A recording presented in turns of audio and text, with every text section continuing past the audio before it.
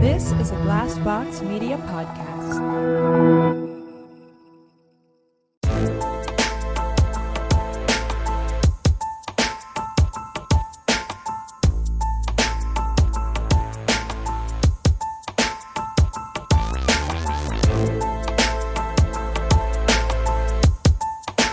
Hey, everyone. It's Cassie here from My Worst Date. What the fuck is happening? Did you see my whole body freeze? I went into panic mode. I was like, I don't know what to do. This is off script. She went off script. I literally I was just thinking, I'm like, everybody's probably so sick and tired of me and like hearing me say. I love mixing it up. I do. I'm Christina. I'm Keegan. And You're let's broke. I broke them. Dive right in to what has been an extremely roller coaster week, I think, for all of us. Especially for you. You've had it rough this week. Yeah, and Cassie too, waiting on that news and everything like that. So yeah, it's been a roller coaster week. Been a roller coaster week online too. Oh man, freaking! We think you have a bad week. Oh yeah, you're not a Try Guy. Yeah, earlier this week, I watched a lot of the Try Guys. Are you guys super familiar? I've seen a couple. Yeah. I'm not like an Uber fan, but I really liked it. I just would forget about it. Yeah, I'm a fan. Like I think enjoy the one them. that like everyone saw was the one where they did the like what contractions would the be labor like. simulator. Yes. Yeah, I saw that one. Yeah. Yes, which that one's great. They have a lot of really great videos. And then throughout the pandemic, I was watching a lot of YouTube, and they had a whole thing where they would try like doing things without a recipe. Like that's a big thing that they do now, and stuff like that. And I just find them entertaining. I enjoy watching them. And it's funny because I think the thing that makes it so people gravitated toward it, especially women, is because it's like guys kind of addressing that we think what women do. There's so much downplaying in what women do, right? Like, oh, they have babies and cook and do all this stuff, and we really kind of like glaze over that fact. They definitely, I think, present themselves as good family men. Like women look at them and they're like, yes, that is a good man. He loves his wife. And they respect women. Yeah, they feel that way about Ned, right? Because like Ned was married, Eugene is not married, and that's like not his thing. Like they all have different personalities. They're like, Sex in the City, where it's like, are you a Eugene or are you a Zach or whatever, what have you? But Ned definitely did present himself as like he was the one he's the wife guy. Like there was a kind of a joke that like he would talk about his wife in every single video. He looped his wife, Ariel, into a lot of the videos. He looped her into the brand completely. She's on their podcast. During the pandemic, especially when they were filming a lot at home, he would have her step into videos. Imagine. They have a cookbook together that's like a family cookbook. It's big.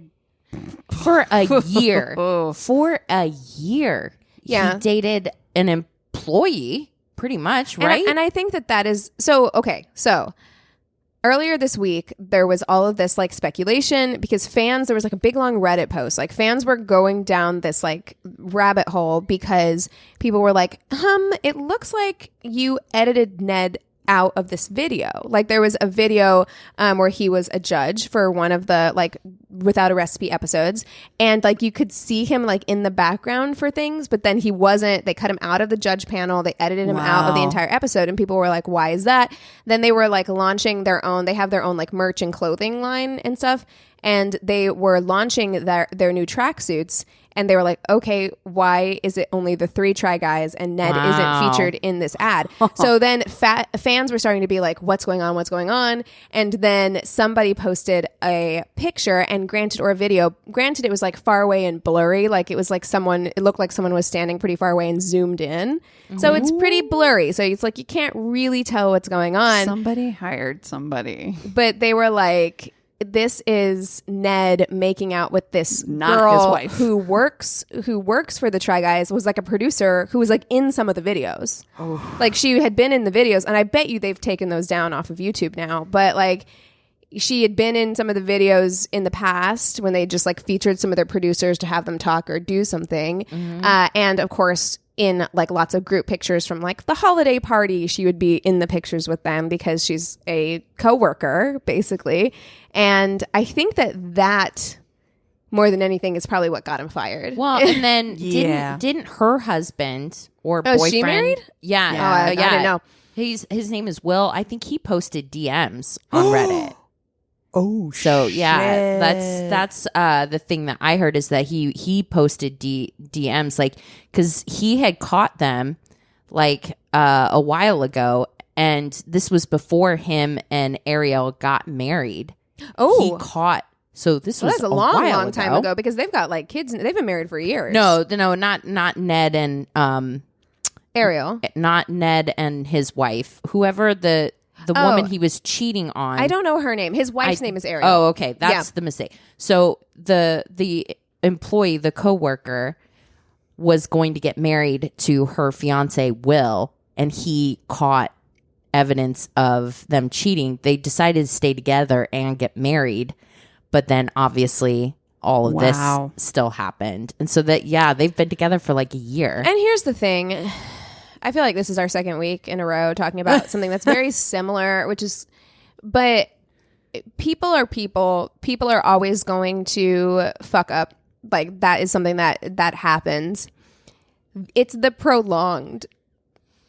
It's the prolonged thing, and it's the also using your wife for content. Yeah. Throughout that situation. To be persona. It's the persona you've built about yourself is this. And I think that's the thing. That is the biggest crux here because I think that we're all starting to kind of come to terms with the idea that, you know, traditional is traditional, whatever. It's great for some people, but, you know, some people have open relationships.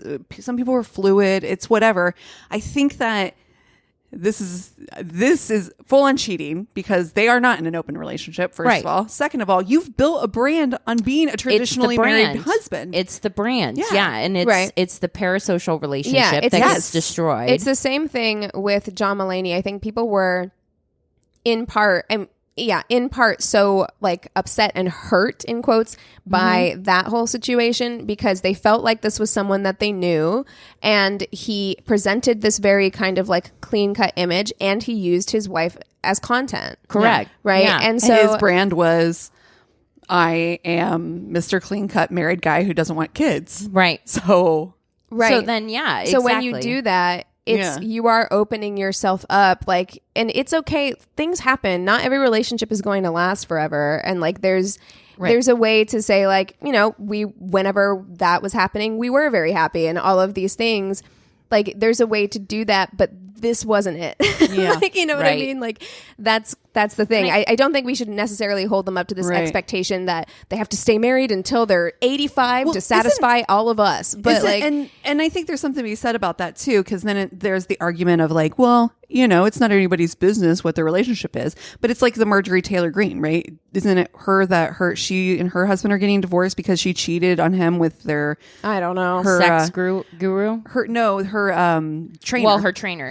And a sex guru. Phenomenal. There were multiple. Great. So, yeah. But then, and people were like, we're just trying to really, she made like this post about like, you know, we're just trying to deal like with this privately in our own home. Oh, really? Just like, but it's the hypocrisy when you go after like trans people for supposedly not having traditional family values. And then, but that's exactly right. It is very similar. It's the hypocrisy that rubs people the wrong way and makes people angry. Yeah. Because you feel, I think there's especially with Marjorie Taylor Greene, there's a feeling of judgment that comes with that. Like, especially from her. I don't know that that's the case with Ned, but there's definitely, it's a presentation of a false presentation. It's a false I don't think that, I didn't narrative. feel that with Ned. Like, I didn't feel like he was judging anybody who didn't have the marriage that he was presenting that he did have. No. But it is just one of those things where you have to be very careful about building a brand around your relationship. Yeah. I think that that's just something, I think that we're seeing that in the age of like content creators, and like influencers and stuff like that, we're seeing that all the time where people have built these brands around like couples, relationship stuff, family stuff. It's my brand is my family. It's I have a family YouTube channel, or I've got a couple YouTube channels. Right. Yeah. And they're like giving, like Rachel Hollis was another one where she's like giving relationship advice, and she's like, my relationship is perfect and all of these things, and like you should try to like be more like me. False narrative. And then when they get divorced, which again is a completely normal thing, it's not anything to be necessarily ashamed of, but it is one of those things that's like, if you have to be careful about using your relationship as content and like as a brand, as to a personality. Me, it's your relationship is not your personality. And to me, it's in at this point, and we've had this podcast for a long time. Obviously, everybody knows about our relationships. They know the names of the people that we're in relationships with. So I get it. But like at this point, I feel like people get invested. I mean, people were very excited, you know, when I got engaged, which is lovely. But if something were to go wrong, you know, I definitely do try to present myself as myself, not as somebody that's part of a couple. And what's going on right now, because everybody's relationship goes through changes, right? Like the best advice I ever got with Chris and I when we were going through like, you know, our marriage stuff in the beginning before you get married, like you go through like some counseling stuff, is that it's not about growing, you know, not growing. It's about growing together and like seeing people in their different stages of their lives, because people will continue to grow through their life. Right. And it's just kind of checking those boxes and meeting each other along the way, you know? So it's not to say that people won't change in the relationship. And so that's why sometimes people end up divorced, and not any marriage is perfect, you know, but it's just one of those things where it's like, be aware of the fact that if you are putting all of this out there and presenting yourself in this way, especially if you know if you're presenting yourself in a way that you know to be false, that it could backfire on you. And at this point, I do feel like having those kinds of like my personality, my brand is built around my relationship is the same as like getting someone's name tattooed on you. Oh yeah. Like I'm like, because you are really banking on the fact that nothing is going to change or go wrong. In this day and age, in the year of our Lord, our Beyonce 2022, Al Gore's internet keeps all the fucking receipts. That's right. You're not going to be able to get away with it. No. You're not. You're going to get caught. There's like, you're going to get caught. You're going to get caught in a lie. You're going to get doing this shit in public. Bold. Come on. Bold. Because you are recognizable. Like you are not Beyonce, did it at but a Harry Styles concert. You are somebody who, like, I would recognize them. Any one of them, I would recognize them if I saw them at fucking Whole Foods. You know what I mean? So I'm like, I mean, our days of being able to just cheat in public are really slimming. Yeah. Well, you shared that article, the Facebook group that was created. Are we dating the same guy? That's exactly right. Listen, if you're in a relationship or you're just starting to date people, look this up on Facebook. If you're still on different there, cities have them. Yeah, and you can share receipts on there, and I think that is fucking wonderful. Yeah, I love it. That's maybe the like 1-2 things that are good on Facebook these days. It's the only thing. That's the only thing. Yeah, might not be around for much longer. I legitimately only use Facebook for groups. This group, cat funny picture groups. The end. I actually also belong to quite a few different romance scam groups, only to help like protect my mom. You're taking notes. It's like a master class. You're just like, I'm learning all of them. That way, like if anything catches my ear from mom, I'm like, Mom, no. Yep. He's not on an oil rig. No. honey. Oh, wow. No. Oh, well, I actually had an idea for somebody that we can FMK this week, but I thought that we could fuck, marry, kill like pop stars. Okay. All right. Specifically female, like or pop princesses, or let's do any pop star. Pop princesses. All right. Okay. Wow. Ooh, the world is my oyster. You know what? I'm gonna throw Lizzo out there. Nice. I feel Wonderful. Nice. I feel like Lizzo is just so big right now. Do you see she played like James Madison's flute and conservatives lost their fucking minds? Love to see it. Oh my God. Love to see it. Love to see it. I'm going to go with, this might be random, and I don't know that I would call her a pop princess. And maybe this is just, I'm going with Pink. I know that's really weird, but I'm going with Pink. She is often ignored from that area of music. It was Britney versus Christina, but people slept on Pink. You're right. I love Pink. Okay. Yeah, I'll put Pink. I am going for, I think I got to go with Lady Gaga. Oh yeah, Lady Gaga's great. Yeah, that's. She's like the queen of all Aries. She's got real Aries energy. She really does. I wonder, is she? She is. Oh, okay. that tracks. And Lizzo is a Taurus. Interesting. Tracks. I wonder Oh, okay. what Well, that Pink actually is. changes things for me a little bit. I'm not gonna lie. I got to know what Pink is. Yeah. I feel like she might be a water sign, if I'm honest. We've done Pink before. I think she's an Earth sign. I think so. Oh, okay. I think That she's a also Virgo. tracks on this.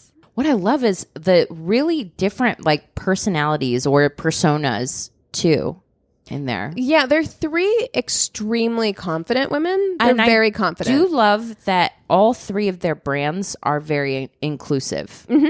Yes. Yeah. Because Lady Gaga now has House Beauty. Mm-hmm. And Lizzo, I cannot wait to get my hands on some of that Yitty. This is not an ad. We are not getting paid. It's not sponsored by Lizzo, but I want to get my hands on some of that shit so bad. I just keep seeing TikToks of people putting them on and looking snatched to fucking heaven. And I'm like, I need it.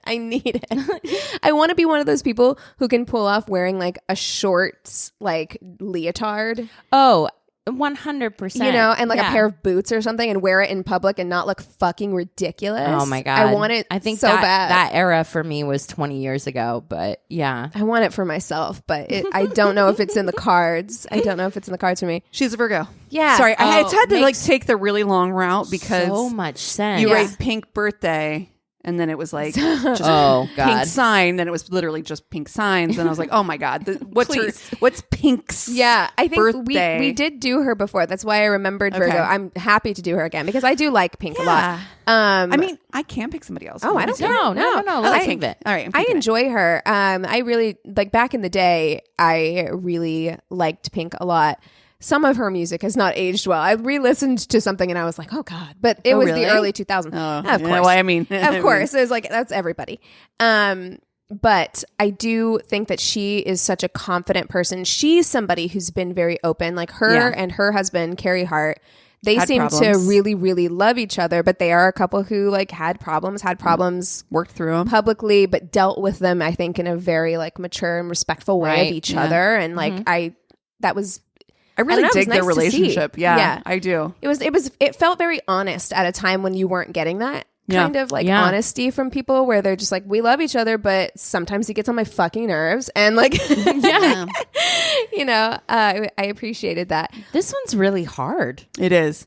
It is hard. I think I know what I'm going to do. Okay. What you going to do? I think I know what I'm going to do. And I think that's, I don't know, I'm torn. Okay, I think that I am going to marry Pink. Okay. And I think because I could not date another Aries. No. I mean, not like Gaga, marry. that would the be energy. I could not marry. And you wouldn't listen if you were married to Lady Gaga, you would not be getting enough attention. That's just the way that would go because she will suck all the attention out of the room. Yeah, not necessarily. But intentionally, honestly, but try. I'm just saying. I mean, wow, that challenge accepted. Yeah, Cassie heard a challenge for real. She was like, "Oh, are we challenging?" No, shit. No, I'm gonna marry Pink. I think that I do. I think that she has a really honest energy. I think that I love a Virgo. She's no bullshit. I'm kind of hit or miss on Virgos. I don't know enough. I love a Virgo energy. I love the ones that I know. I love them. Mm-hmm. I love that they are no bullshit. I love no bullshit. I love that they're I need that kind of structure. Virgos are so good. I made a TikTok a while ago because I feel like people are really mean to Virgos. Capricorn as a Virgo rising, I'm like literally structure on structure. Yeah. But I love that. I'm like, I need that in my life. I need somebody to kind of keep me. And I think that Virgo is closest to a Capricorn in that way. Yeah. And that makes sense since my husband's Capricorn, best friend's Capricorn, my son's Capricorn. I got a lot of Capricorn energy around me. So I feel like that's a good move for me. Yeah. I am going to fuck Lady Gaga because challenge fucking accepted, bitch. Yeah. I mean, you're going to break some furniture. We are going to certainly break. Yeah. Yeah. And I'm going to friend Lizzo because I'm choosing friendship. Okay. And there is no fucking way. Yeah. No, not on my watch. Not on your watch. No, and certainly not on Mike. We don't need that kind of heat coming our way. First of all, and never anyway. Mike or no Mike. I just, she also seems amazing. I will tell you, the thing that really tipped it over for me though was the Taurus thing. I was like, you're a Taurus rising, aren't you? No. Yes, you are. We've had this conversation several times. Gemini rising. Crap. I have it. Taurus saved. is in your big 3. It is in my. It's not in my. It's in my chart, but it's not in my top 3. I would bet you money because we've had this exact conversation. Because it's like, and you keep blotting it out of your head because you don't want to like Tauruses. It's cute. Well, I think that my statement stands then. I know what I'm gonna do.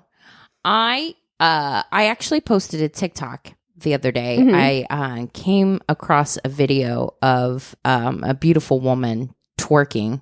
Oh yeah, and I was so obsessed with it. I've watched it. Ask me how many times I've watched that video, dude. I watched that many times. Your video. I watched your video like 15 I was times. like.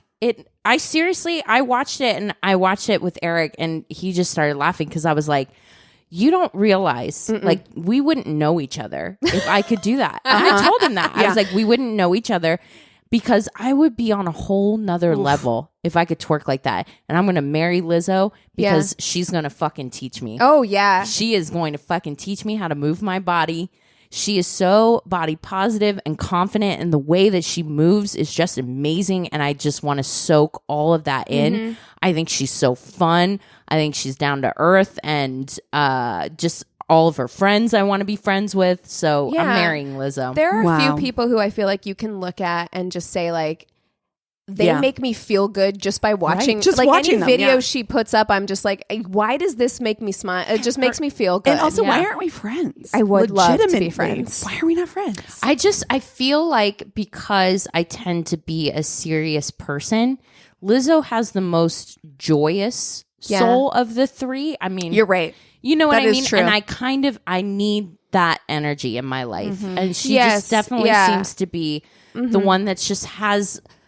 I mean, she's just joyful. Everything I see from her, it makes me happy. So, I'm going to marry her. She really thrives on making other people happy, it looks like. You know? And I would love to be like her manager, and I'll keep things very organized for her. Yeah. You're like, Lizzo, listen. Listen, I got you. And then for fucking, I think I got to go pink. Yeah. Well, we know you can't. I can't. Yeah, you know me and Aries. It's really hard because I love Lady Gaga.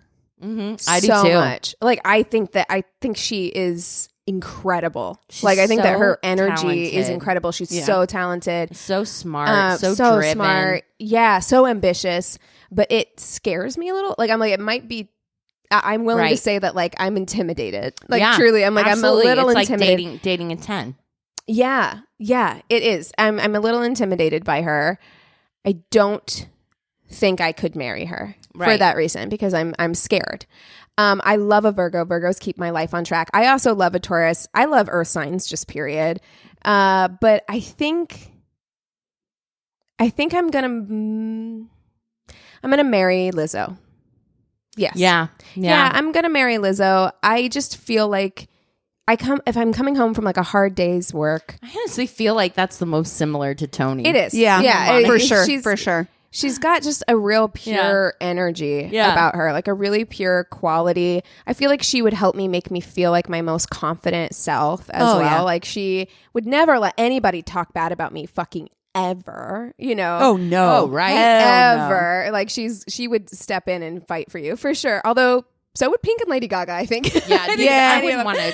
Pink looks like she can throw hands. And Yeah, she can. I want to work out with Pink. Oh, Yeah. hell yeah. Her arms are like absolutely, and her abs. I want to take singing lessons for her. She did this version of me at Bobby McGee that's absolutely fucking amazing. Her voice is gorgeous. Yeah. Love her. Yeah, I love her too. That whole thing that she did with the spinning, like in the water.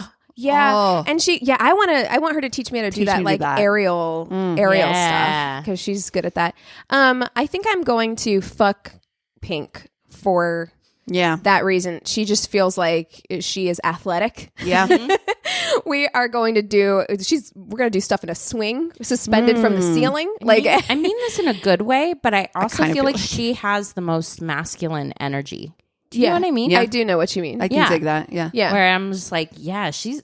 I like that. Yeah, I like that. Yeah, me so too. I'm into it. Yeah. Yeah. I feel like she's gonna take you on a date like dirt bike riding. Like Oh, her God. and you know? husband. Yeah. Yes. Isn't that what he does? Yeah. Is that what he does? Yeah. Yeah. Motocross or whatever. Yeah. I her. feel like she would do that Down. stuff with you. She Yeah, she's super definitely down. seems like she could do a backyard barbecue too. We're going to get Yeah. all the tattoos is what Oh, we're going to do. also God, that, yeah, definitely. So yeah, and then I am going to friend Lady Gaga. Yeah. Yes, because I don't want to kill anybody in this scenario, and I would love to go out with Lady Gaga. It's one of my favorite gifts. That thing where she's like, club, another club, bar, limo, another club. I'm like, that sounds like a really fun night. So Oh, yeah. absolutely. Yeah. Ooh, that All was right. a good one. Well, you guys want to take 5 and then we'll come back with stories? Sounds good. Yes. And we're back. All right, Cass, kick us off with stories. Okay. So this is kind of long. I'm warning you. Okay. A little bit. But it must be told. This is called My First Date in Korea. And I'm not telling you the rest. Sorry. Okay. So I had been sent to Korea for my from my university a few years ago. They told me for my major I had to go somewhere in Asia, and my friend had really talked up Korea to me. I knew nothing about it, but decided, what the hell? And I embarked on a semester-long trip. I had only one serious boyfriend in my life who I had broken up with a few months prior. I also don't enjoy one-night stands and wasn't digging like dudes in the club scene in Seoul, but I still wanted to have some kind of sort of like romantic experience. So I suppose one of my friends recommended I use this dating app to meet English-speaking Koreans. That way I could meet someone and experience the actual dating culture. And I'm like, I'm young. Why not? Yeah. That actually sounds like it would be fun. Right? Yeah. So maybe it sounds dumb to try dating in a foreign country, but it worked out for me eventually. Again, though, really cool of her to be like, I you know think what? it would be a really cool experience. I think it'd be something that I would like really be interested in doing. Have you seen all Do you those think TikToks? our husbands would mind if we just were like, you know, We got to do it for the podcast. I'm podcast. nice research For science. Back to the date. She does say that eventually it does work out, but not this first date. I met him on a dating app after being in Seoul for about 3 weeks. Let's call him Tim. I still don't know the culture or the city very well and was a bit naive about everything. He eagerly wanted to meet for a date after talking to me, and he seemed nice. I should have asked more questions, and I should have noticed that he was not giving me many details about himself. Tim was a guy a bit older than me, but claimed he was still a college student. I assumed he had done his military time, as all men in Korea have to, and returned to school. He talked for a bit and decided to meet for a tea date near the school I went to.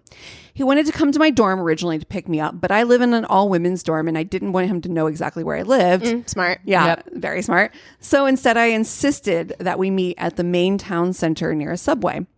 The night of the date, I waited for this guy for a fucking hour. No. Okay. No. He was very late. Tim weirdly claimed that he just wanted to make me wait. This is you, Christina. You just talked about this. No. Yeah, I do. I don't like that trend. Awful trend. Wait, I what? thought- Is this a trend? We Yeah, I talked this. about Yeah. it. It's like, it's a huge thing. It happened to the girl we met in New Orleans. Yeah. And then I Oh. see it on a bunch of TikToks I where people are remember like, you saying that. No. Oh, no. don't make me wait. Oh, my God. I just want to make you wait. What? I'll wait 20 minutes tops. Bye. And it's because you've texted me and told me you were lost or whatever. I don't know. Right. I mean, look, I could be convinced to wait longer if you were actively in communication with me and I understood that like you were on your way, you got stuck on something, like something, or you want to like maybe that would give us the opportunity to reschedule or something. But like if you're making me wait just to make me wait, it's so disrespectful. Like, oh, I'm busy. What are you doing? Seriously. I thought he was kidding and messaged him a laughing emoji, assuming he was just lost. But when he finally arrived, when he finally arrived, right off the bat, he was way too touchy with me and breathed creepy and heavy. I was just so off-putting with his demeanor. I'm usually very tolerant with different personality types, but this was very odd to me. I had been told that Korean men would be very polite and not so touchy on the first date. He was also dressed a little bit oddly, like a business attire for a date. But I thought maybe it's a Korean thing. I was dumb and knew jack shit about the culture. So then the first thing he says to me was, "You're not as white as I thought you were." Ooh, no. I thought this was a translation error, but his English was near perfect. So I asked for clarification and he said what he meant. "I thought you would be more white. Your skin is darker than I thought, and your eyes aren't as green." Oh, no. Are you pure European? Bitch. Now, I was officially weirded out. First of all, I'm pretty much as white as you can get. I'm Irish and Scandinavian, so white as hell, basically. So the fact he thought I could have possibly been any whiter was funny. And why did he care in the first place anyway? Why does my skin color matter to this guy? And why is he bringing it up? He said about 3 times on the date how he wished I had greener eyes. Okay, this date is over. Yes. I don't understand. Like, this date is over. You made me wait an hour just to make me wait, which, first of all, we're starting off pissed off. Yeah, I don't like and that. And now you're making comments. You're giving me unsolicited commentary really wish your about eyes were my greener. my skin and my eyes. We're Dude. done. We're done. And he was like, "Well, maybe my online photos make them look brighter," and brushed it off as him just being nervous. Even if you edited your fucking eyes to make them look brighter, this motherfucker shouldn't be out here fucking saying that shit. I really wish your eyes were greener. Like, what the fuck is wrong with you? Okay. So so maybe I just brushed it off as him being nervous and tried to start a conversation. Isn't it funny and dumb excuses we make for people when you're panicked? When we arrived at the tea place, I tried to order a basic raspberry tea, and he stopped me and told me I had to have this special tea. I thought it was weird. He wanted me to choose my tea for me. But in my head, I brushed it off once again. He really insisted I drink only this tea type, and I just agreed. These small details became weirder later. After tea, he asked me to look around, if we could go look around my school. It was dark, but the school was very well lit, so I agreed. And the whole time we just walked around randomly, stopped and grabbed me for long hugs. At first I let it happen, but then I stopped him. And he just kept trying. He kept grabbing me and breathing hard into my neck. It was so awkward. Ew. I'm breathing heavy into my neck. Get off me. There are few things that are like less attractive than like warm breath. Like somebody's like warm, like condensation breathing. He also would not tell me any personal details about himself. I asked him so many questions, desperately trying to distract from all of the awkward grabbing and to try to get to know him. But he would never tell me anything. He even said at one point, "I'm a mysterious man," like a movie line. Are you James Bond? He also said something like, "You look so much like my favorite movie character." And I asked who, but he said that I would have to figure it out on my own. Oh my God. Finally, he said, "I want to go to a dark area." And in my head, I screamed, "Hell no." At this point, I wanted this date over fast. He somehow knew that there was a wooded area behind my campus. I am not going into the woods with this man. And said we should go there. No. I said no.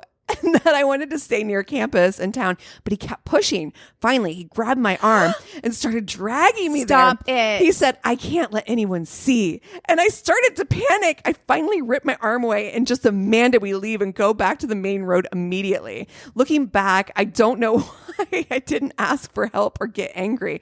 Maybe I was scared, but I just began to book it back to the main road and he followed.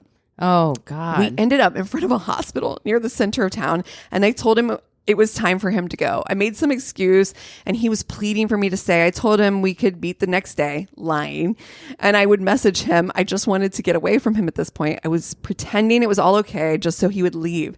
Suddenly, I think he's leaning in to kiss me, and immediately I think, oh, God, no. But it's so much worse. No. Instead, I feel pain in my face. It takes me a second to realize he's biting my face. No. It was like a dog. I had never felt the sensation before. Oh, no. He leaned his head sideways and bit me on my nose and cheek as hard as he could. What? No. Why? Get away from me. I screamed, pushed him away.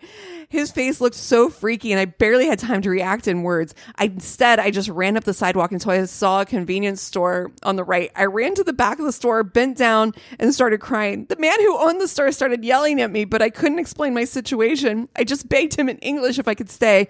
I ended up having to buy a popsicle to stick around. What? Oh my God. I wish I had learned some Korean by then. I guess Tim didn't follow me. I peered outside the store and he didn't see him. I texted a friend and waited for them to get me to take me back to the dorm. On the way, I messaged him and basically told him to stay away from me. I told him he was a creep and that he shouldn't bite women. Yeah. Okay. Something you need really to be told. Yeah. Something you really should not need to tell someone. I was so scared to walk around my school area after that. I was so afraid he would find me somehow. I'm so thankful I never let him pick me up at my dorm. I called my mom to tell her what happened, and suddenly she said, "Wait, what did he ask you?" She then put some details together and realized that all of these weird things had to do with 50 Shades of Grey book. Okay. What? At first, I thought she was just being silly and overthinking a bad date. I thought she was joking, but oh my God, she was right.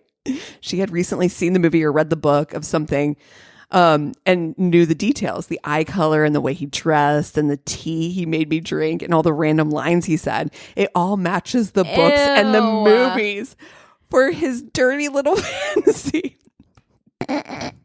My mom thinks he picked me because I look like that girl in the movie to him.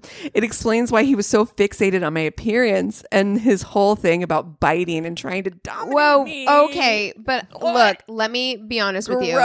I did not finish the movie 50 Shades of Grey, nor did I finish the book. But I from read what both I and none of got those through, things. thank you. No. I don't None of recall those things. Christian Grey biting her nose as hard as he could in Or public. trying to Like, get her to go into the woods. No, The none fucking of that makes Woodses. sense. The No. Woodses. Woodses. Oh my God. Even if it wasn't his intention, I later learned that there were a few creeps who seek out foreign girls to dominate and have sex with as like a prize. Okay. They call it riding the white horse. Oh no. What? Well, I can mark that I off of the. fucking hate that so much. On a happier note, this bad experience did not stop me. I eventually met someone else in Korea and we ended up falling in love. We even did the whole long distance thing and now I'm living in Korea, studying and working, hoping to get married soon. So I guess I didn't let bad creepy guys stop my life. As Good. for Tim, let's not meet. Oh, Ever. wow. That's a lot. Oh my God. Isn't that fucking crazy? That's You really threw me with that face bite situation. I did not see that coming. No. Not at all. No one expects the Spanish Inquisition. true. That was What is going on in the House of Commons? Okay. what is going on in the House of Commons. Okay. Many years ago, in the early days of the internet, I had a date with a man. He and I had been conversing through email, and which that's early days on the internet. Like you're not on like Match.com. No. It's not an eHarmony situation. You're communicating through email. Yeah, That's fun. Yikes. And we decided that we should meet. I selected a public park that was a very public place, and we decided that late afternoon after work would be an acceptable time. We met and sat down at one of the park picnic tables. Several mothers were there with their children, and they were playing on the playground equipment. The guy and I talked for a while, but I couldn't help noticing that he fidgeted quite a bit. I asked him what was wrong. Cocaine. He stood Cocaine. He stood up and said, I'm a nudist and I hate wearing clothes. Oh no, Ooh. we are in a park, sir, with children. My dude. And he disrobed. No, he did not. No, sir. Completely. Are you fucking Now, I'm not the kind of person who gets upset by such things, but it does very much put me on guard. I noticed the mothers and children were facing the opposite direction, and I convinced my date to sit down on the backside of the table out of sight. This is criminal. Yes. This a is a playground. fucking crime. You cannot. Crime is happening right now on this date. I am shooketh. I Just took his clothes off. I had a bite on the nose. How does he survive in the world then? Yeah, do you go to Honestly, work? Do you work from home? Exactly. My Do you dude. go to Whole Foods? Like, keep your clothes on long enough to get through this fucking date and not fucking expose yourself to children. This would be weird if it was just her. It would still be fucking Yes. weird. Like, it's like you Yeah. cannot just take off Yeah. your clothes because you're uncomfy. How No. old are you? Sir? What's going No. on? Oh my God. I'm uncomfortable wearing I a hate bra, this. but you Yeah. just fucking do it. You don't okay? want to be titties akimbo. Exactly. I kept thinking, I'm going to be arrested. The police are going to come and haul us away. Yep. We talked for several more minutes in No. polite conversation, and when the mothers started leaving with their children, I decided it was time for me to be leaving as well. Yes. I convinced him to remain where he was until the children had left. I didn't look back. There wasn't a second date. I also ended my short venture into internet dating. Yeah. My family has a nickname for me, Dud Magnet. I have the worst luck in finding nice guys. Your family. Oh no. Oh my God. Wow. No. Wow. There's no way this guy can function. I'm shook. Questions. That's So many questions. A lot. Wow. How does this guy get the through behavior life? on this What episode? does he do when he goes Yeah. to the dentist? Like, The there's so behavior. many things. Yeah, he's just behavior. fidgeting. They're trying to like fucking clean his teeth, and he's like, just I'm wiggling. uncomfy. Yeah, I'm just gonna. Do you guys care if I go ahead and take off all my clothes? Yes. Yes, I would we feel do. way more comfortable that way. Well, I We would would not. not. Yeah. We wouldn't. All right, I got a doozy for you. So this is a little bit of a listicle. I'll give you start with date number 1. Okay. The guy showed up 20 minutes late and starts freaking out at me because I'm texting in, "Hey, I'm out front." Apparently messed up his phone navigation. Then he admits later that he has OCD and hallucinated hitting and killing a biker with his car and had to circle that block a certain number of times to make sure it wasn't real. Then later tells me, no. What? yes, No. he's no, like, no. I'm like, so you're 20 minutes. Oh, okay. All right. But then I mean, listen, intrusive thoughts are real, and they fucking happen. I get it, but it's hot to come out the gate with. Yeah, You after- know, yeah. I don't know you, and it's I a also feel like you really need to talk to somebody about that. well, if you want to turn the temperature up, he then tells me he has a pregnancy kink. After pressing a conversation about sex, and I verbatim said, "I'm not comfortable talking about that with you right now," and that he wants to impregnate me. Okay, Nick Cannon, calm thank down. you, thank you, slow thank down, you, slow thank down. you, thank We you. just met, my dude. No. Oh no. Tried to kiss me at the end, and I moved my head, so he said, "Whoops," and then grabbed my shoulders and kept trying to hold me in one That place wasn't a to mistake. kiss me. It wasn't a whoopsie daisy. That shit was intentional. That was my guy. I dodged and kept saying no thanks. After 3 more attempts and me struggling, he finally stopped. Number 2. No, we can't get worse. Guy lied about his name. Then told me his name on Hinge was his drunk personality. Whoa. It's his Sasha Fierce. Oh no. Can't. No. I'm a diva. I'm a diva. Okay, I'm sorry, but we should all give ourselves drunk Yeah. personalities. Oh, Never occurred to Roxy, me. obviously. Then he mansplained my career that I studied and worked in for over 10 years while he had no education or experience in Sir. and barely let me speak. Told him after I'm not interested in dating him, so he asked to be friends. I say no thanks. He asked if we could be fuck buddies. I say I'm not looking for that. No. Then makes a weird text about how he wants to be in my life. And I say, no thanks, have a good one. Then texts me every Friday asking how my week was and calling me beautiful. And I just ignored it. Every Friday, he's got an alarm set. Wow. A month of this goes by and he says, all right, I can see when I'm being ghosted. Wish you would have been more mature. Sir, I said I didn't want to date you. I didn't want to have sex. And I don't want to be your friend. What's left? Why are you still texting Where's me? the ghost? I am visible. Exactly. I was clearly, you could see me. Number 3, FaceTime date. Guy starts sweating and looks like he's going to cry. Oh, no. I ask if he's okay, if he wants to do this some other time. He is the one who spontaneously asked to FaceTime. And he says, no, I'll be fine. I'm just nervous. Then he takes a fat bong rip and we start a normal conversation. Whoa. I try to keep things easy, light, regular date stuff. He keeps going into rants about how all of his exes are whores. Abort. And here's a winner. I should have known she would be a bitch because she made a lot of money. Wow. It's great women can work, but when they're more successful than men, they don't really need me. So Leave it's like, meeting. why am I here? End call. call. I know. I'm like slowly closing my laptop. Goodbye. Yeah, honestly, that is one of those times where I'm like, this is a FaceTime date, sir. Yeah. I can literally just turn my phone can't off. And leave any easier. It's beautiful. You can yeet your fucking laptop out the window if you want. There's a million different ways to get out of this. I'm flabbergasted, though. I don't know that I wouldn't want to stay and find out what the hell else this moron. Well, she counters, well, isn't it better that she made her own money because then you knew she was dating you because she liked you and not because she financially relied on you? He changes the topic to another ex of course. and just rants about how his mom is a cunt. All right, Andrew Tate. Okay, relax. Bye-bye. Fucking come on. I cut him off and say, for the past 35 minutes, all he's done is speak about women in a negative way, totally unprompted. I said, even though those people may have hurt you, it's not a good look. And I don't want to speak to you anymore.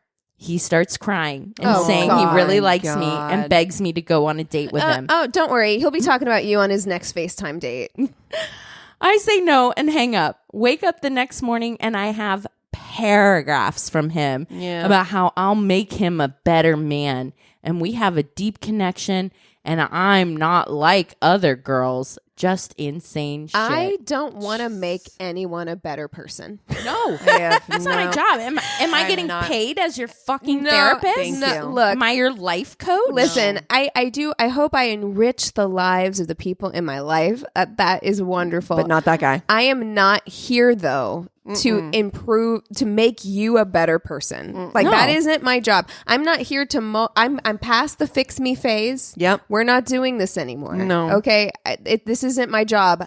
Stop, get help, hire somebody. The only person I'm responsible to fix is myself. And that is it. That is the end. Correct. Go to therapy. Wow. Stop it. Those 3 bangers, and that would make me take a break for a minute. Yeah. I'm going to have to get off that. Started crying. He started crying. Sir. My mom's a bitch. My mom's a cunt. Okay. Okay, All sir. right, sir. All right. Oh, man. Well, you guys want to take 5 and then we'll come back with the Tainted Love? Sounds good. Yeah. All right. And we're back. And I have the Tainted Love, you guys. All right. So I found this Tainted Love, and because it's spooky season, I wanted to do one with like a little bit of a spooky twist. Okay. I'm giving it a lot of levity, which I should not be doing. This is not it's not a nice story. It's a very bad story. It's a very sad story.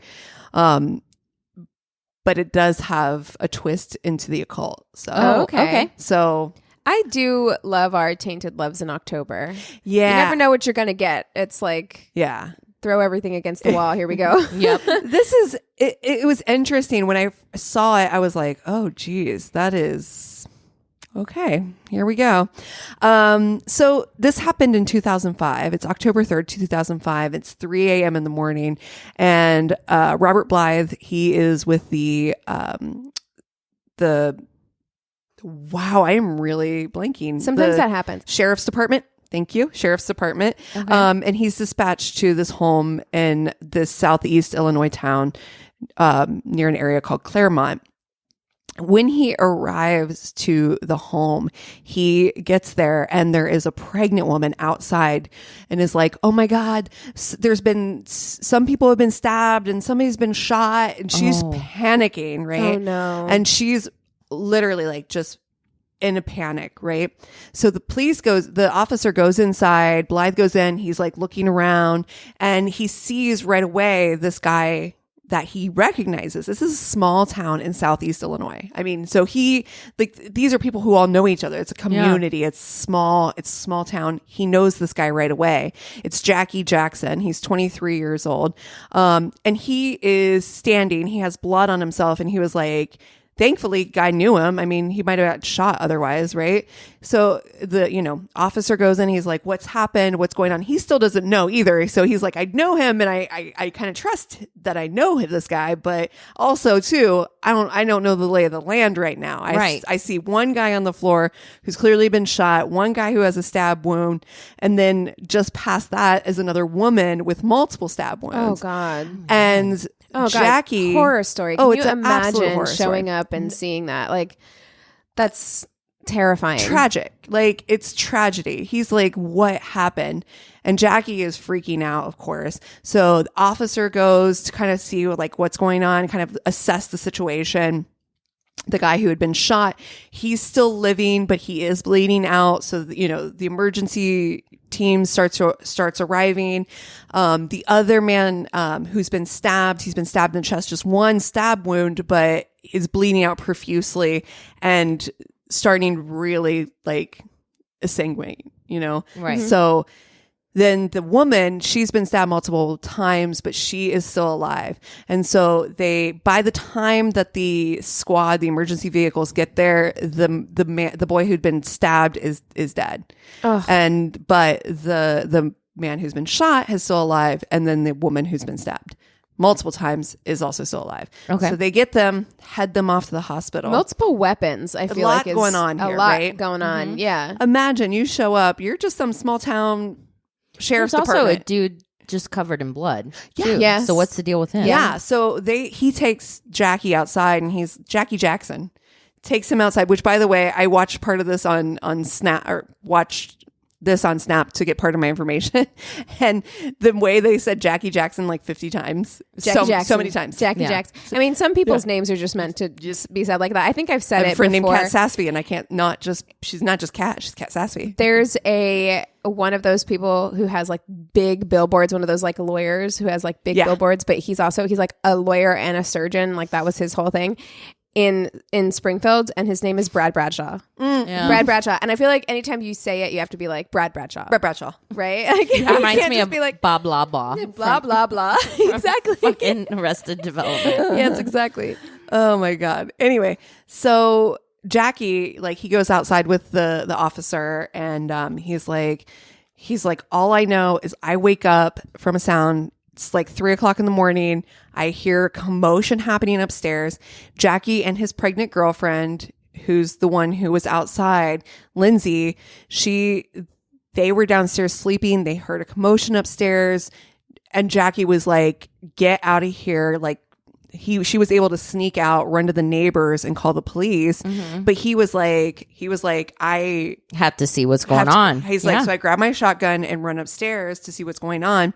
He's like, there were two like home invaders like that had come in. Both of them are wearing masks. He's like, oof. I don't know how to describe him, but I do know that he got a stab in the leg because home invasion. Yeah. So he said when he got upstairs, he took the gun and took the butt of it and hit the guy who had stabbed the one boy, had a knife and hit him. He fell down, and then the other guy grabbed the shotgun from him by the barrel and was like trying to wrestle it from him. So he shot him to, like stop him. Yeah. And that's kind of where it stood. So he's like, well, who are all these people? And he's like, I don't know who these people are who came into the house. He's like, but the boy that was stabbed is Joshua Bennett, and his mother are the two that were stabbed. And they were like, oh, so the dude then that was shot was one of the home invaders. Was the home invaders, right? Because he grabbed the barrel. Right. Yeah. Right. So, but he's like, there is another guy. And after I shot the guy, the other guy started to get up and went to grab the knife, but he got the knife and stabbed him in the leg and he ran. Can we talk about how scary home invasion is? Oh. Like the idea of home invasion is so scary It's to me. terrifying. Totally terrifying to me. I still like one of the scariest movies I've ever seen in my life was that Strangers? Oh, yeah, it's Strangers, The Strangers. I saw that in theaters. That movie is so scary. I always think of that first when I think of home invasion. Yeah. And then I think of Funny Games. Oh, Did you ever see no. Funny Games? No. Funny Games scared the shit out of me. And like I watch a lot of horror movies do. and like I really don't feel like I get that scared that often. Funny Games made me feel so uncomfortable. And it's a home invasion thing, and it made me feel so unsettled by the end of the movie that I was like, I don't want to sleep because I feel unsettled. Like I'm not like terrified, I'm like really Just like on that edge. feeling. Yes. Yeah. Right. Yeah. Home invasions are so scary. So scary. And especially again, like you're talking 3 a.m. people are sleeping. Yeah. You're not like just falling asleep. You're like full on waking up in the middle of the night to someone in your home in a mask, like nothing, like, oh God. So, and he's like, I just don't understand. So to tell you a little bit about who the victims are. Joshua Bennett he's a young kid. He's like 20 years old. Ugh. He is in town because so it's a bit of a long story. Joshua Bennett grew up in a small town in the area called Mattoon, Illinois. He grew up with his mom and his dad, but they got divorced when he was somewhat young. He decided he wanted to stay with his dad, so he had a really great relationship with his dad. And throughout the years, he's a young boy living with his dad. They're living kind of like a bachelor lifestyle, and throughout the years, he kind of not lost touch with his mom, but they did become a little bit estranged. Okay. So he graduates high school. He's at ROTC. He's like joins the military. He's in Louisiana because he got stationed there right out of boot camp, and he's about to be deployed. He gets a message from his from like one of his commanders or something, like basically like, hey, bad news. Oh no. Your dad just passed. Oh no. So completely unexpected. His dad passed away. So he is basically on leave to go home to, put his father to rest. Like he's, back in town. And during that time, he's, nostalgic. And he's like thinking, it'd be nice to reconnect with my mom. I'm here. I'm about to be, Right. He's lost a parent. Yeah. And that it does make you reevaluate things with your other family members. It always does. For sure. So, yeah. Absolutely. So he was like, let's maybe it's time to make a reconnection with my mom. So his mom is Jacqueline, and Jacqueline is living with her now boyfriend at the time. I think his name was Lee. They're living in this house. And so he decides to go over that night. He has dinner with them and stays the night.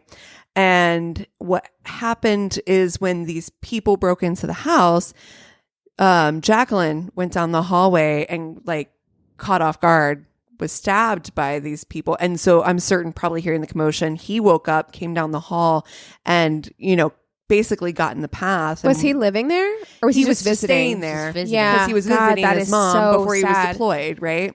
That is so sad. Very sad. So that's kind of why he's even there. But this is Jacqueline's home that she shares with her boyfriend, Lee. Jackie is Lee's son. Okay. So Jackie Jackson is there because he is Lee's son, and he and his pregnant girlfriend are living there for the meantime. You've got a Jacqueline and a Jackie. Yes. Got it. And it's Jackie Jackson. Jack Jackson. Wow.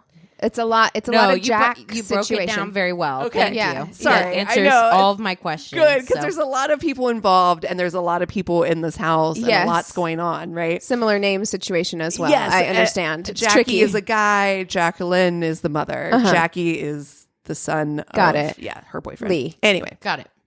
so they're like, what is happening? Like, why would these people, like, what kind of home invasion was this? Like, so they go running out to out in the woods, and the police start to scan the area. They're looking for anybody with an injury.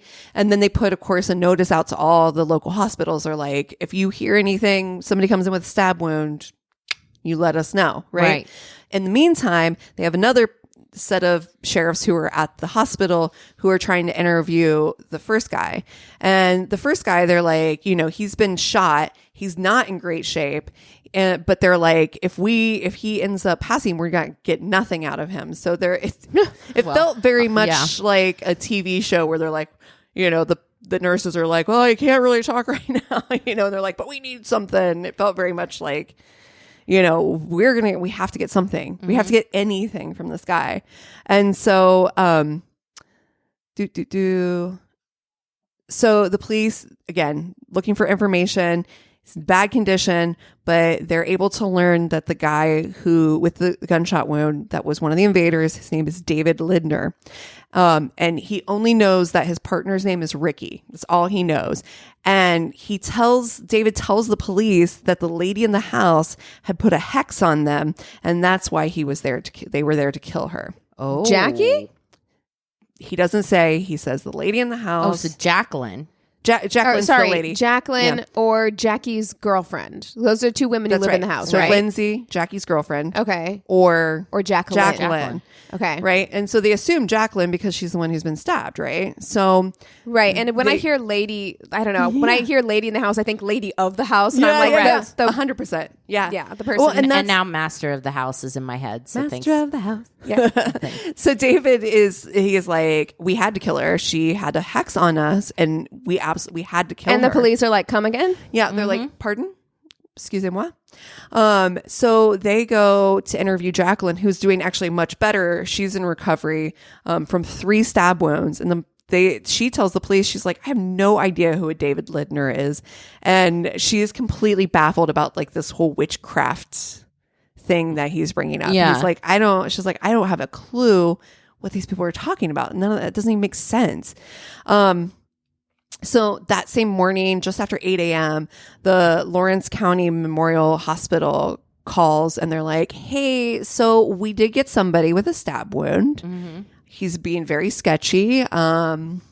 You want to come get him? We want to come check this out. So the police do. They head over and they actually meet the guy coming out of the hospital as they're coming in. And they're like, oh, okay. Well, come on over here, sir. Let's have a little talkie talk. Yeah. Yeah. Let's have a little talkie talk.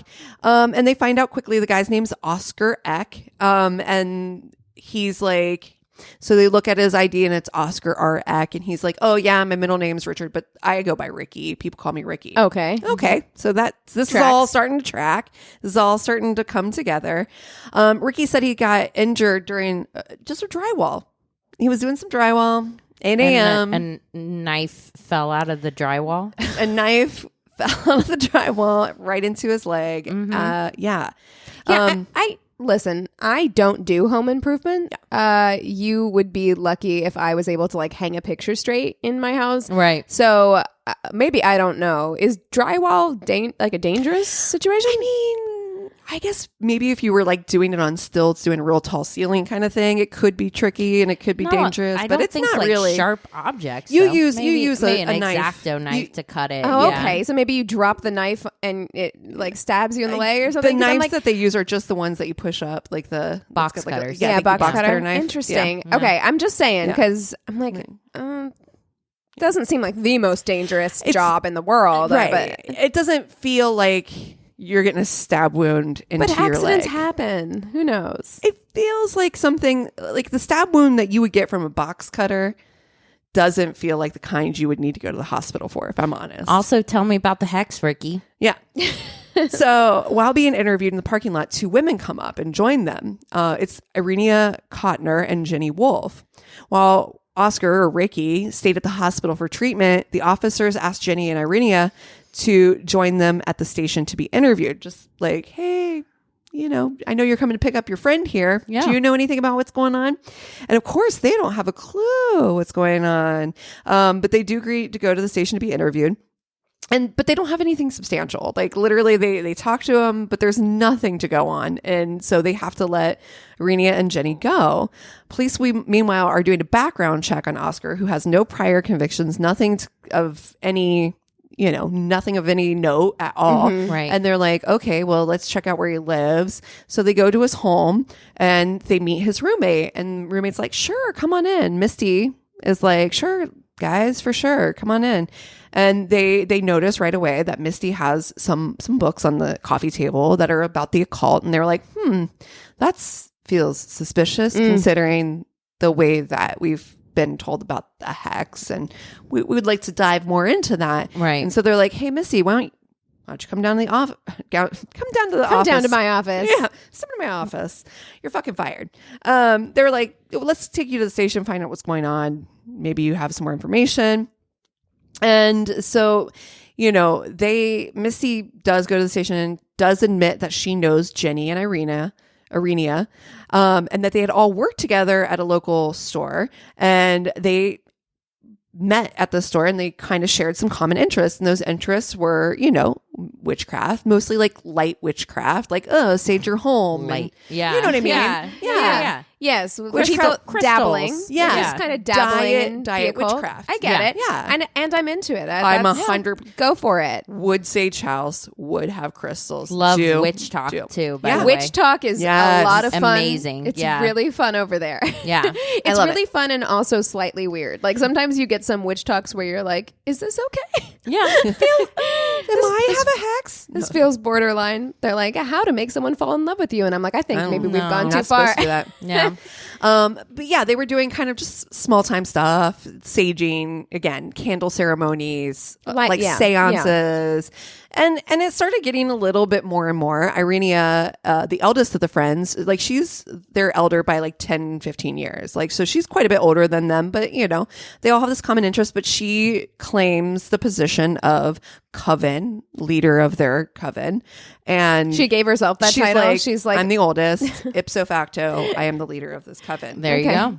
I love that energy when people are just like, I'm the leader now. I'm You're like, boss. okay. I'm the But I mean, captain now. I think that what kind of had started happening anyway was it was naturally doing that, because it kind of feels like maybe she was kind of more into the witchcraft thing or knew maybe more about it. And when you kind of lead with having a little bit more knowledge, it's sure, that makes easier to sense. kind of take control. Mm-hmm. And especially when you're just kind of a baby witch and you're just like, oh, this sounds fun. Tell me more. And then you just kind of get more and more involved in it based off of what you're trusting someone's knowledge, right? Yeah. Right. So, Misty does recall that the tone of the ceremonies becomes more menacing, and that Irenia had started to complain about a hex that had been put on the coven. And Misty said that she believed it was true because Irenia's dogs were mysteriously getting sick and dying, as though they were like being poisoned. Also, connecting Misty's bout with depression and migraines to the hex. She's like, these migraines you've been having lately? The hex. The hex. The hex. Oh, okay. All right. Has someone put a hex on me? I feel like you've had a bad day. It's that fucking hex on our coven, you guys. I have migraines and depression. So Yeah. maybe I should look into that. There you Yeah, go. well, it's the hex. And, and so she starts to like really equate anything that's happening bad to this hex that's been put on them. And she claims that this hex has been placed on the coven by Lindsay Casinger. She's the pregnant woman from the crime scene. Huh. Okay. Also, Jackie Jackson, by the way, Misty tells the cops, Jackie Jackson, oh yeah, he used to actually be in a relationship with Irenia. Uh-huh. So that's, it's weird. It is weird that they had a relationship and now that her And now she's responsible for a a hex on her family, but and also this hex isn't just on us, you guys. It's going to extend to our actual families. Our families could be in real danger. So she's Jackie Jackson and Irenia were in a relationship for almost 4 years. She's 10 years his senior. Jackie broke up with her, ostensibly for a younger woman, but I mean, it's also like this is a big age gap for a 20-some-year-old kid. Yeah, he broke up with her. He's 23 when the story begins. Yeah, so he broke for up with your her and relationship. started dating somebody. Oh, so he was like 19 and she was 29. Yeah. We don't There's like that. There's a No. Demi Lovato song about that. Well, actually, probably even younger because his girlfriend Lindsay is pregnant. Right. So you're looking at maybe like 18, 18? 28. Oof. I don't love that. Hopefully at all. not younger. Right. So, but she does, or they do break up. Jackie does start dating Lindsay and she becomes pregnant and they're starting like an actual life together. I don't like the phrasing of like he left her for a younger woman because it's like their relationship ended and he started dating someone his own age. Yeah, exactly. Like that's all that happened. But in there. her mind, yes. and the way that Misty's telling it, it's, that's the narrative, right? Mm-hmm. She's like, oh, it's a younger woman. It's someone his age. Calm down, ma'am. Misty's roommate, Oscar, was invited into Irina's coven. And she also told him that Lindsay had hexed him as well. The only way to fix this hex was to kill Lindsay and her unborn baby. Oscar agrees to go through with it. But on the night that they were originally supposed to do it, Jenny is, by the way, the other girl that came to pick up Oscar at the thing. Right. She's also like 10 years younger than Irenia. And she is Irenia takes her in and like kind of takes on almost a motherly role to her. So there's like a real connection there, like, or maybe onus there or something that's like their relationship is layered. It's like, yes, coven, but she also lives with her. Right. And there's layers to it. It's more than that. I'm going to need more information about what that conversation was like. You're just going from light witchery, right? Yeah. Just like basic, we're just doing some charms, we're lighting some candles, to being like, we need to murder this pregnant woman. And that's something that happens over time. It has to, you know what I mean? For sure. And also, I just watched, did I tell you about that documentary I watched with that one cult leader lady? Yes. Oh, was it the one Teal? Yes. Teal Swan. The Deep End. I watched the first 2 episodes of that, and then I was like, I gotta get out of here. It is so wild. Where there is a way. I mean, look at any like cult behavior. It's like, or anybody that just wants to belong. Yeah, exactly. Anybody who's lonely wants a place to belong. This Jenny girl obviously was in a bad situation in which she kind of got saved by Irenia, who like took her out of a bad situation. And also everybody wants a boogeyman for their problems. Of course. If it's not Hex or Deep State or whatever, people want to blame something concrete for their problems. Oh, absolutely. Can't be anything they did. Exactly. Yeah. So at any rate, they do bring Oscar in. He is, and Irenia's like, this hex, all that shit that's been happening in your life, this is what this is. You're in the coven and she knows, and you're now part of this hex. And so again, Oscar's convinced. He's like, I have to do this. And again, he is like, I'm ready to go through with it. He and Jenny go, but Jenny can't even make it through the door. She's like, I can't do it. She's like, I cannot do it. So Oscar reaches out to a warlock in the community. David, it's not a part of the coven. Just like this small town has a coven and a warlock. Well, there's a connection. Like he just moved to another small town close by, and I guess they probably all talk to each other, the covens, and he's a new warlock in town. Okay, all right. And where is this? Illinois, Southeast right? Illinois. Yeah, I feel like it's a lot of activity. Yeah, I think there's probably a lot more people who practice witchcraft than is great. It's yeah. I have no issues with it. This feels extra. Yeah.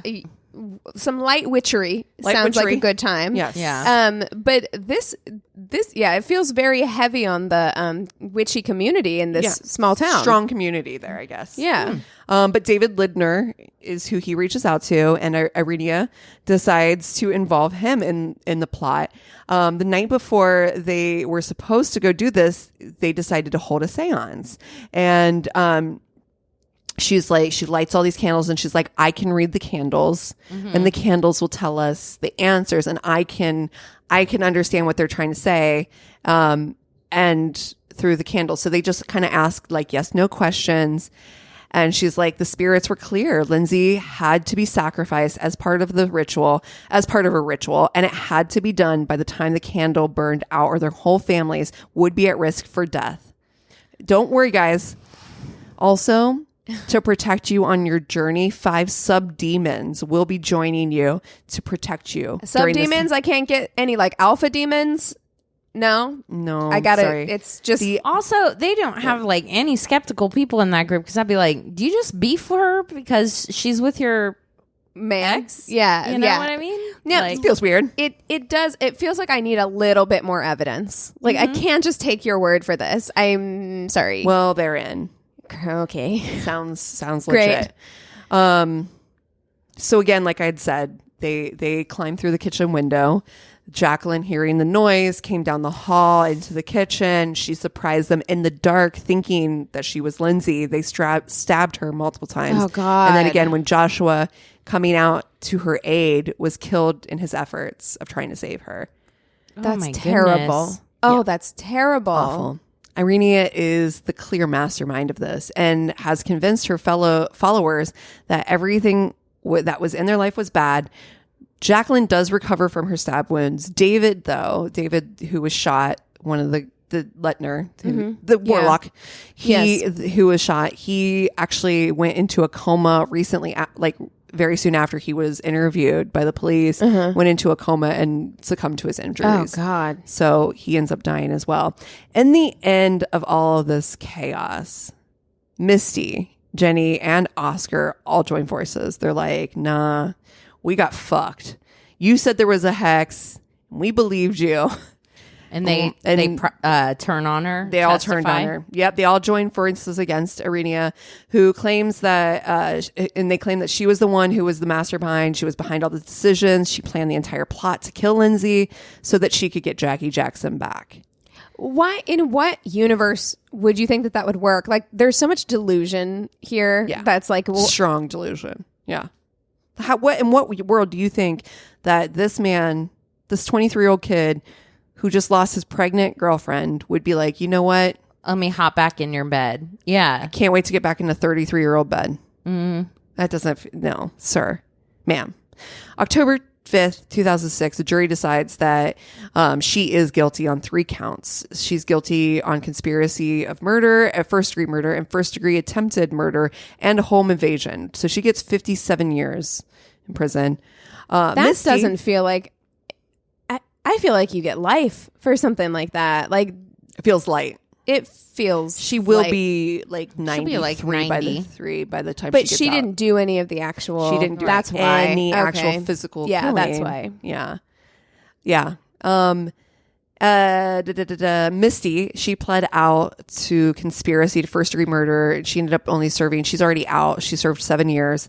Oscar Eck, who was Ricky, he pled guilty and received 20 years. Jenny decided, she's like, you know what? I'm going to go ahead and take this to trial. And she did, and they found her guilty, and she got 32 years. Yeah, I bet. Why would you do that? Yeah, you get penalized for it. And that's actually, I've seen a couple interesting articles about that how is that right that you get penalized for exercising your right to a trial? But 100% of the time that they offer you a plea deal. Well, because at the end of the take day, I it, think so much of it is about like money. Yeah. It's just like they can save so much money by like pleading you out and not having to go through the expense of a lengthy trial. Right. Right. So there's that. And then it's also when you are dealing, juries are unpredictable as well. I'm sorry. I just was thinking about this, but she actually didn't murder anybody either, though. No, she didn't. She was just part of the conspiracy. And ended up with 32 years. And the one that actually did murder got 20.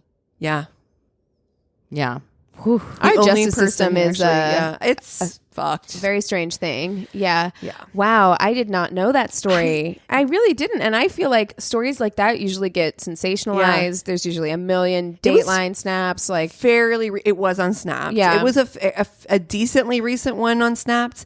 And I just happened to see the Coven thing. And I was like, oh, that sounds really interesting. Which I was like, at first when you were telling the story, I was like, I wonder how this is like about relationships until you were talking about Irenia and Jackie Jackson. And I was like, how did nobody in that whole group was like... Misty even knew. Yeah. Well, and that was the thing. Okay, so that's the thing that also they were kind of saying on the show is that, you know, yes, every single one of those people had an opportunity to stop this because they knew it was going to happen. Yeah. Yeah. So yeah, and not one person like put their hand up and was like, "Excuse me, didn't you used to fuck him for like 4 years? Yeah, maybe this is personal." Like that woman of all the people in this town, that's the person who put a hex on. interesting. She's not even part of our witch community, and that's the one who did it. Like, how do you know she knows witchery? Yeah, you Right. don't know. Yeah. I gotta be honest. It's the candle reading for me that was like, you can read candles. I don't know. Is that a thing? I don't know. Truly don't know. Felt- Witch talk. Let us know. Because yeah, who knew? wow. What are you guys watching this week? Okay, I do feel like I need to talk about this. So You're going to, huh? I am going to. I did start watching Monster, which is the Jeffrey Dahmer story. I had concerns going in that we discussed off mic about, it's Ryan Murphy's show. Is it going to be really campy Or sensationalized? And I will say it didn't feel campy to me. I watched the first episode. I talked to you guys after I watched the first episode, and I was like, didn't feel campy to me. I watched the second episode, and after the second episode, I was just really starting to feel the icky. Yeah. I was just really starting to feel like not good about it, like watching it. And then I did a Google search, and I was just like, what do the victims' families have to say about this they show? are not happy. And they are not happy. They didn't get a heads up or any permission at all from Ryan Murphy. They're not getting paid or anything. Like there's no, it just feels sensational.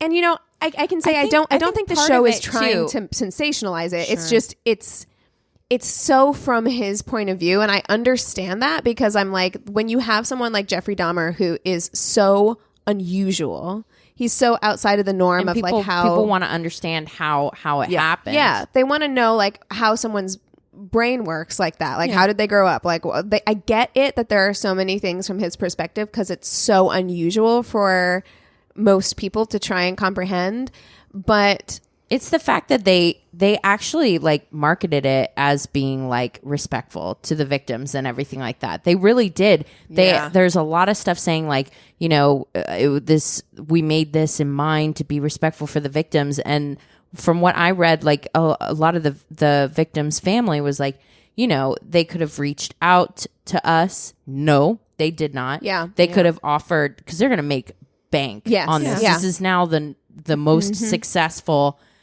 show that Netflix has put out. That's wild. It's the biggest one. It's bigger than Squid Games. Like really, yes. And I'm surprised. I'm surprised by that because I am too. I couldn't keep watching it, and I know other people who started watching it and turned it off as well. And the thing is, it does make you feel for the victims, but of course it does because it's just like. I can't imagine what I would feel like if I was a victim's family member watching this because they really spend a lot of time on how terrified they are. And and if that was my brother or son or something, and I wouldn't watch it, but if I was watching it, I've already pictured their last moments in my head and like how scared they must have been a million times. And then to see it played out that way where the production design is great. It's you can smell that room. It feels very visceral and gross and very just scary. And if it was fiction, I would probably eat it up because I love like horror and I can watch that kind of thing, but it's not fiction and it's like you have to feel that like these were real people and like it doesn't feel good. Evan Peters is doing a great job, also, it's just I can't keep watching it. I just can't. Yeah. No, understandable. Yeah. Somebody posted on Twitter, there were like the number of people disturbingly being like, I didn't even feel anything. I wish there was more. It's like, no, honestly, what is wrong with you? That's it. No. And again, this is as somebody who consumes like horror movies and stuff like that and often. True crime. I mean, we just got done telling a true crime story. Yeah. Yeah. You know, it's a constant battle, to be respectful, when you are in the true crime space. Sure. And so, I think for me, the fact that they went so hard, they even put an LGBTQ tag on it, which when I talked to my brother and his husband the other day about it, they were like, this is not the representation we're looking for. No, No. They have enough battles. No. They don't need a Jeffrey Dahmer association. The only thing that I can Jesus. say that I feel like the show was attempting to do well was they really did put an emphasis on the reason why he wasn't stopped sooner is because of not only who he was attacking, like who his victims were, but also because the people who did try to get attention, because there were people that were like, he had lots of neighbors that were like, I have suspicions, this is weird, the apartment smells weird, like all this stuff is happening, and they're calling the police. I mean, they're contacting the police and stuff like that. And because of who they were, meaning that they are like of a lower socioeconomic class and the majority of them are black, the police didn't take them seriously. Right. You know, and so I do think that the show does a good job of pointing out that because of the race and class issue, you know, if Jeffrey Dahmer could have been stopped much sooner. And but yeah, I don't think it's campy if that's what you're worried about with Ryan Murphy, but it's not, doesn't feel good. I don't need another thing strictly from Jeffrey Dahmer's perspective. Right. You know. Well, I got super high the other night, and I watched love a the story show already. on Netflix called A Trip to Infinity. Of course you It did. is 1 hour and 19 minutes, all about the concept of infinity, what it is. Oh, is God. it a number? You were Is it a high watching place? this? Dude, my fucking brain broke. My They were- anxiety can't do Dude, it. No, it was absolutely not. fucking incredible. They were like, infinity is actually zero. Or maybe the universe is just trying to do this complicate, like, you know how pi is an infinite number. They were like, the universe might actually be this computer trying to solve that infinite number equation. And I was like, oh my God. It Christina, was I'm amazing. having an existential crisis just can't. having this conversation. I I'm like, I 100%. cannot I do can't. it. I highly recommend. I was so entertained. If you are a mega nerd, I have just never. There's something bigger than infinity. It just blows. If you want to get your mind blown, if you like that kind of thing, And I feel like my mind is already blown. check Me it out. too. I sometimes feel like, and this is the spooky witchy part of me, but I sometimes feel like maybe multiple lives is maybe a thing. Maybe we Yep. are recycled beings and souls, but I always jokingly say that I'm a baby soul. I've maybe had 2 lives before this. I'm baby. I really think that I'm baby. Yeah. And it's stuff like that just almost exclamation points it, because I feel like sometimes like stuff like that, like you said, gives me anxiety. It makes me feel like I don't want to know. I will spin out. I'm My very brain happy. spins out. Yeah, I'm very happy just being baby. I love exploring those Yeah. like complex issues. I love thinking about I'm glad like, there's people who string do. theory and Yeah. stuff like that, and just imagining what it would be like to be a fourth dimension. You know, it's fascinating to me. So I'm sweating. Right. I know. I mean, I did do some Googling and like was up. I was having insomnia the other night and I did Google multiverse and then just read about like why people think that there are multiverses and all that stuff. And That's fascinating to me. The idea of multiverse, the idea of, again, multiple lives. That is interesting. They talk about that in Infinity. That's part of the whole concept. If infinity is a place, then that means it's all of it. It's all of it. My brain's gonna break. Sorry, guys. It's scary to me. There's like a weird, like, scared place I go to with stuff Just like makes that. me feel very small. Yeah, which is, I don't mind that. I just feel like, I don't know. Like, I'm like, I don't want to know. It's kind of like when you like having your fortune read. Like, I don't want to know. I don't want to know what my future is. I want to live it. I want to experience it. I want to have it fresh. I don't want somebody to tell me. what's going to happen. I want to live it freshly and enjoy it as it comes. I am watching something really campy and interesting. It's called Recipes for Love and Murder.